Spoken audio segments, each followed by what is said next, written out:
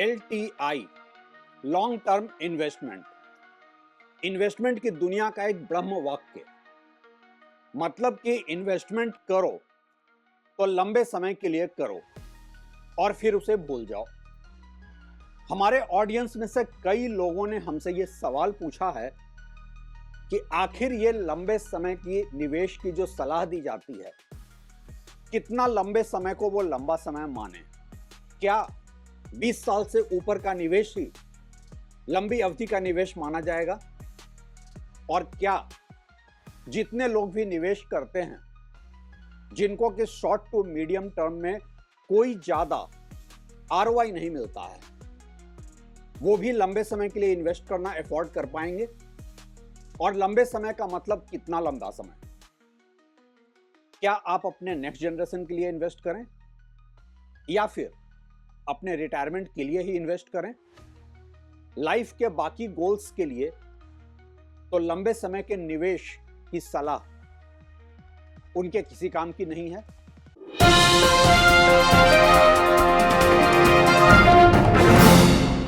नमस्कार, आप देख रहे हैं ट्रैक टू रियलिटी और मेरा नाम है रवि सिन्हा।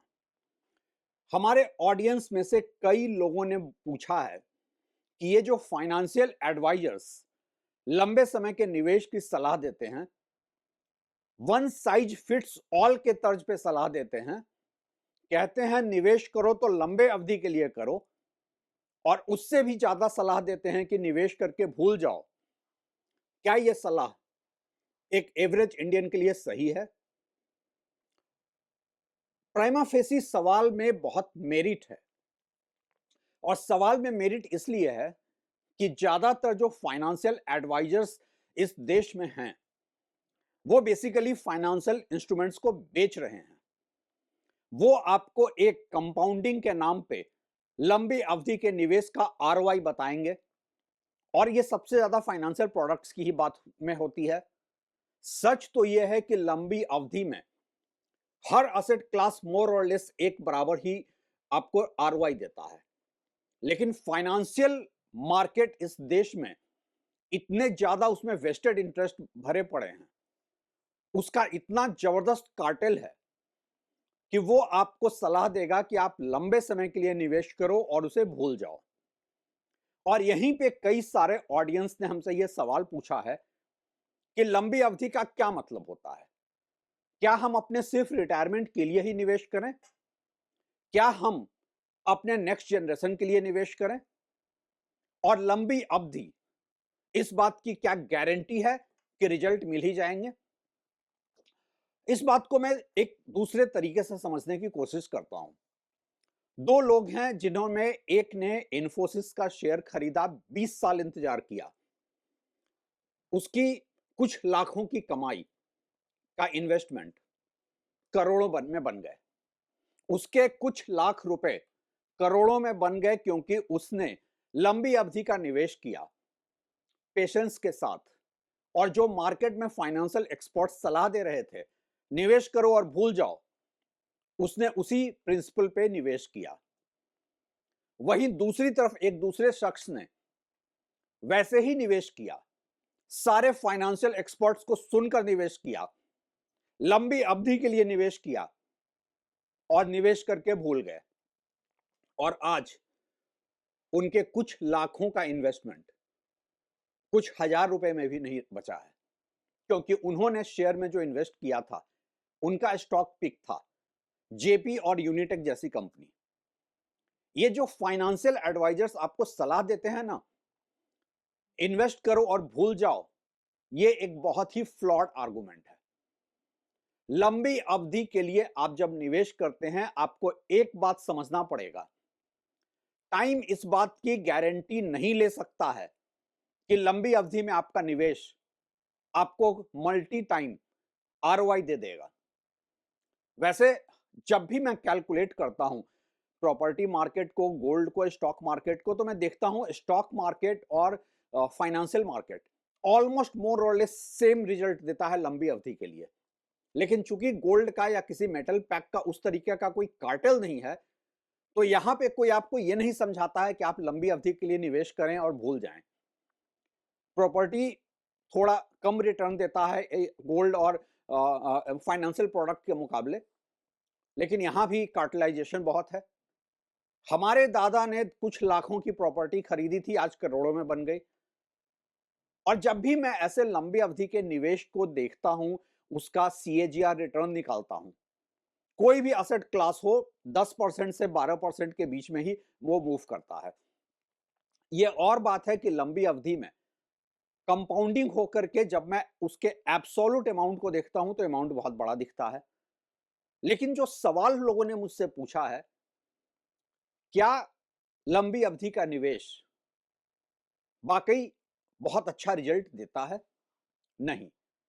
टाइम गारंटी नहीं ले सकता है कि आपका निवेश मल्टी टाइम आपको आरओआई दे ही देगा।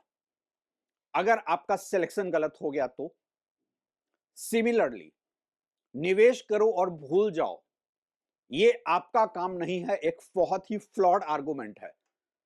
आप कहीं भी निवेश करते हैं, चाहे आप शॉर्ट टर्म के लिए करें, मीडियम टर्म के लिए करें, लॉन्ग टर्म के लिए करें, हाँ ये सच है कि लॉन्ग टर्म में कंपाउंडिंग का फायदा मिलता है, आपका रिटर्न मल्टी टाइम्स ग्रो कर जाता है।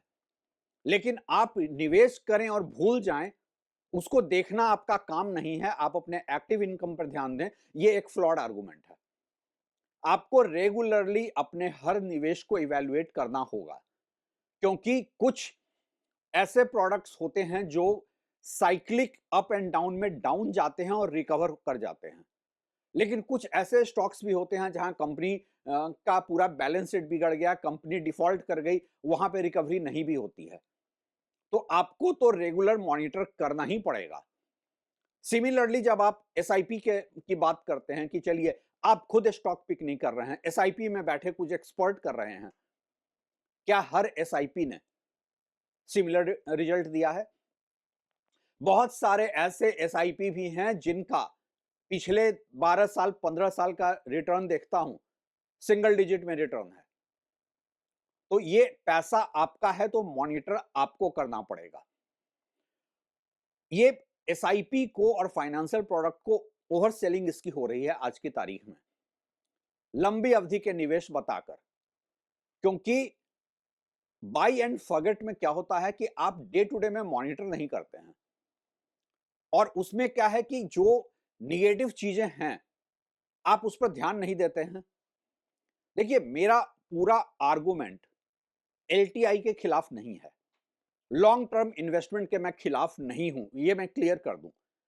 मैं सिर्फ उन दो एस्पेक्ट्स को देखता हूं जो लोगों ने मुझसे पूछा है और बहुत वैलिड सवाल पूछा है।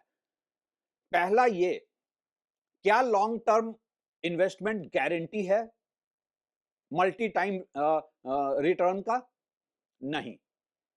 आपने अगर सही प्रोडक्ट चुना है, सही एसआईपी में पैसा डाला है, सही स्टॉक पिक किया है, तभी वो गारंटी है।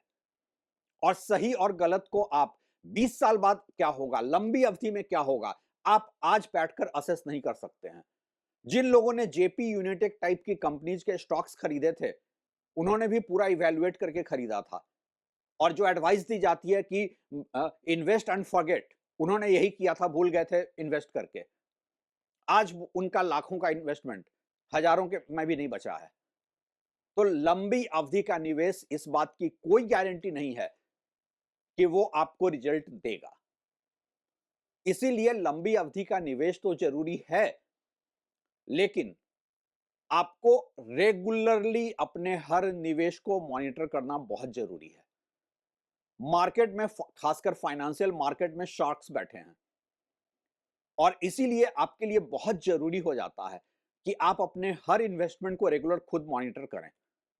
और एक बात याद रखें, लंबी अवधि का मतलब यह नहीं होता है कि आपने सिर्फ अपने रिटायरमेंट के लिए ही इन्वेस्ट किया है या नेक्स्ट जनरेशन को इनहेरिटेंस में देने के लिए इन्वेस्ट किया है।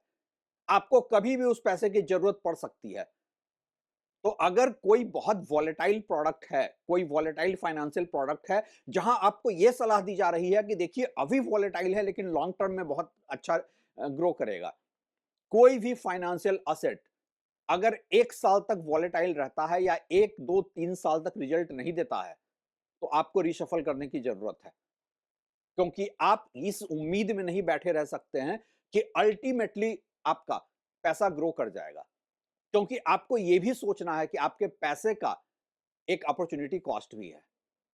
वही पैसा आप कहीं और अगर इन्वेस्ट कर दें, जहां रिजल्ट नहीं मिल रहा है और आप लंबी अवधि के लिए भूल रहे हैं, वही निकाल कर आप कहीं और इन्वेस्ट कर दें, तो आपको उसका भी एक फायदा मिलेगा। नहीं तो आपके पैसे का ग्रोथ इन्फ्लेशन के रेट से भी कम होता रहेगा।